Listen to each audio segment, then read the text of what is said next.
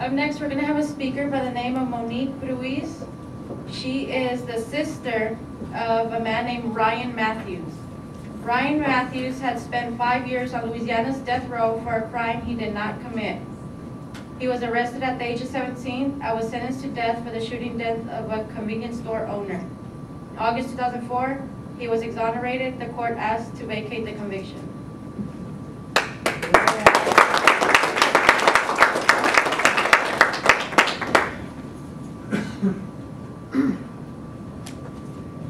It's been a long time since I've done this. We've been out of the movement for a little while. Our family, just like a lot of these other families, have also been victimized by these tyrants within the judicial system. We're all collateral damage in this dangerous political game. In 1997, my brother Ryan was tried for first-degree murder. He was arrested at the age of 17, and there was no physical evidence. It was all circumstantial evidence. His trial lasted 3 days. His defense attorney was actually, that was his first time trying a capital case. He hardly had any contact with us. It didn't make sense, we thought, to pay for an attorney because we thought it was open and shut. Ryan's jury consisted of 11 whites and 1 black. There was so much prosecutorial misconduct, it would take us hours to talk about it. We're from Jefferson Parish, which is known to be the center of racism in the southern part of Louisiana. It's the same place where we call it David Duke country. Harry Lee was the sheriff at the time. He was extremely racist, made all kinds of comments, and of course he always got away with it. Actually, the person who was in jail at the same time as Ryan, his name was Rondell Love. He was going around bragging and saying that he committed the crime. And at my first visit with Ryan, he told me that Rondell Love was in bragging about the crime. I said, Ryan, that's jailhouse talk, nobody will ever believe it. But as his sister, I decided to just pick up my weapon and take charge and take on this horrible uphill battle that our family was facing.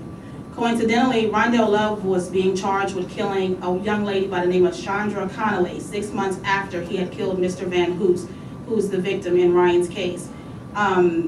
He slashed her throat. We got a hold of his DNA profile and it matched 99.9999 whatever %.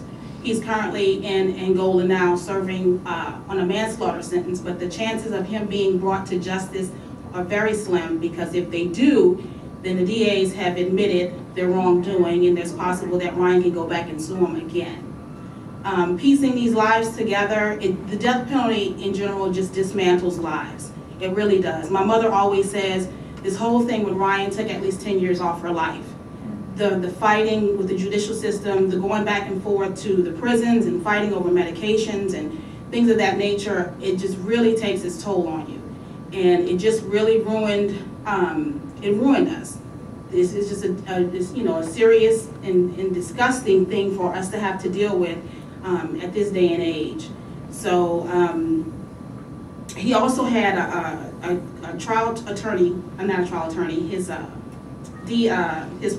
prosecuting, the person who was on his defense, Linda Short, she is his penalty phase attorney.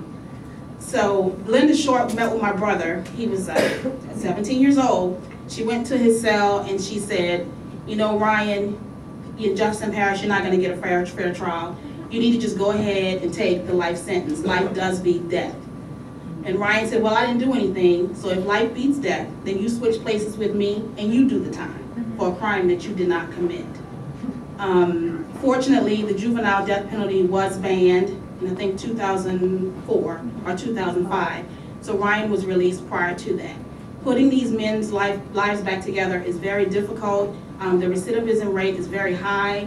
I know several of them from Louisiana that have gone back into the prison system because they have the lack of social community and family support.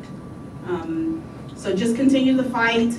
It's definitely worth a cause worth fighting for. And you know, like somebody, young man was saying earlier today, that until it's in your backyard, you know, a lot of people don't want to deal with it, you know, but it's right here, and these are the faces, and it's very real, because we all have been affected some way or another. Thank you.